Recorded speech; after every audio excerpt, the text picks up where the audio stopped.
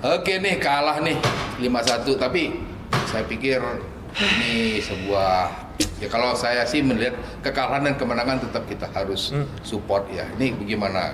Kang Uden dulu dah, nih mantan manajer, mantan manajer timnas sepak bola ini.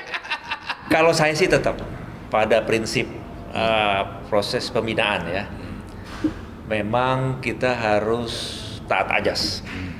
Dalam hal ini kita kembalilah kepada konsep pembinaan yang konvensional, ya, bahwa apapun saya kira ya, cabang olahraga maupun mungkin kegiatan lain, bahwa proses itu harus dilewati. Kita harus taat proses, ya.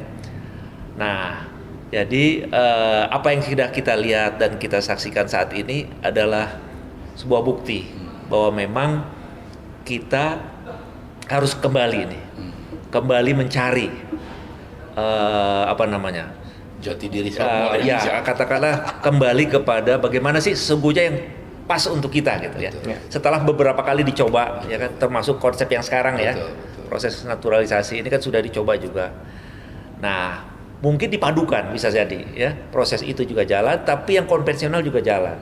Artinya kita perbaiki liga kita, ya kan, benahilah kompetisi kita nih, dari mulai klub-klubnya diverifikasi dan sebagainya ya, sehingga kemudian industri itu bergerak, industri itu jalan gitu kan. Nah, saya sudah sering sampaikan kalau klub itu kemudian kaya, katakan ya, berkecukupan dari hasil bagaimana dia terus melakukan aktivitas klubnya ya, dengan pemasukan klubnya, dia dengan sendirinya melakukan pembinaan itu, kan gitu. Nah, yang saya bilang saya padukan bisa saja begini. Ini konsep pemikiran saya. Yang harus mencari pemain naturalisasi itu klub seharusnya. Dia kejar tuh pemain-pemain di luar sana, diaspora kita ya. Dia cari, jadikan pemain di klub itu. Ya. Dia bersosialisasi dan bagaimana bermain dengan rata-rata pemain yang ada di situ. Sehingga kalau memang dia betul-betul bagus, dia akan menjadi dengan sendirinya menjadi pemain terpilih untuk jadi timnas gitu kan. Dia sudah tersaring sendiri di klub itu gitu kan. Nah, sementara ini kan kita nggak tahu si A itu seperti apa di sana. Kita hanya lihat lewat media sosial, kita hanya lihat sekilas potongan-potongan gambarnya mainnya kan gitu kan.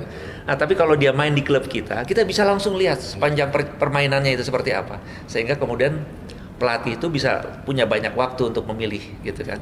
Ini saya kira jadi dipadukan antara naturalisasi dan pembinaan yang konvensional seperti itu. Gitu Bung, kira-kira sementara. Kalau Bung Irli sebagai anak muda nih gimana? Anak muda suka bola, suka ngomel-ngomel jadi netizen di online.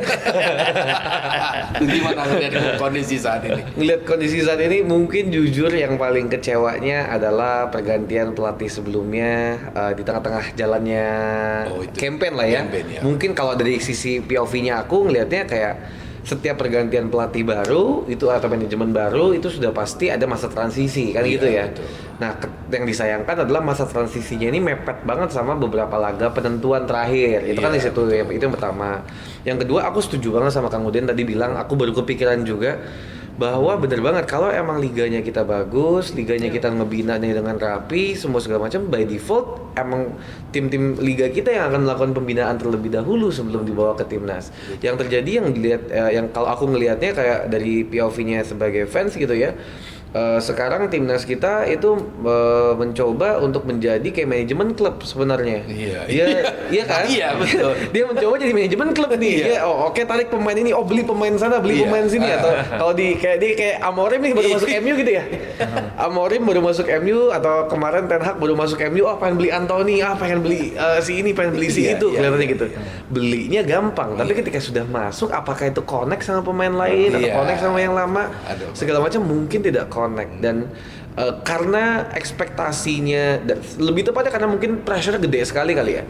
Kita di posisi di ambang batas kita bisa lolos untuk pertama kalinya ke Piala Dunia setelah tahun 19 sekian itu ya. Kita bisa lolos. Jadi yang dipertaruhkan tuh sangat tinggi. Jadi udah wajar banget kalau fans sepak bola Indonesia termasuk saya juga ketika ngelihat kabar hari ini kita 5-1 ya, menit 34 udah kalah 3-0. Itu udah kayak aduh berat banget nih hari ini. Udah lumayan berasa lah, lumayan berasa. Tapi kira-kira nih, ini kan baru pertandingan Iya. pertama ya, gitu. Walaupun posisinya udah nomor terakhir ya. Kita kunci gitu. kita keempat apa 5 ya? Tujuh kunci. Iya, sementara ini kan ketiga ya. Ketiga. Terus dengan adanya kalah ini mungkin kita melorot lah jauh ke bawah. Nah, kira-kira untuk pertandingan berikut kira-kira ada harapan nggak kira? Masalahnya lawannya tuh Jepang sama Bahrain. Nah, kan harusnya kalau hari ini kita bisa seri, lawan Jepang kan ya mungkin kalah lah. Lawan Jepang kalah deh, fix deh kalah gitu misalnya ya. Lawan Bahrain kan kita Kita bisa semangatnya cuy lah gitu ya, Iya, maksudnya. kita lawan Bahrain bisa menang kan. Kita lawan Bahrain ini kan kita pasti berapi-api. Kita sama-sama tahu kemarin pas lagi di Bahrain banyak hal yang terjadi gitu lah ya. Nah pas di sini kan kita bisa balas nih. Nah cuma problemnya sekarang dengan kondisi kalah, kalau kita pengen ganti posisi 2, kita harus menang lawan Jepang dan menang lawan Bahrain. Menang lawan Bahrain mungkin bisa, menang lawan Jepang ini gimana nih?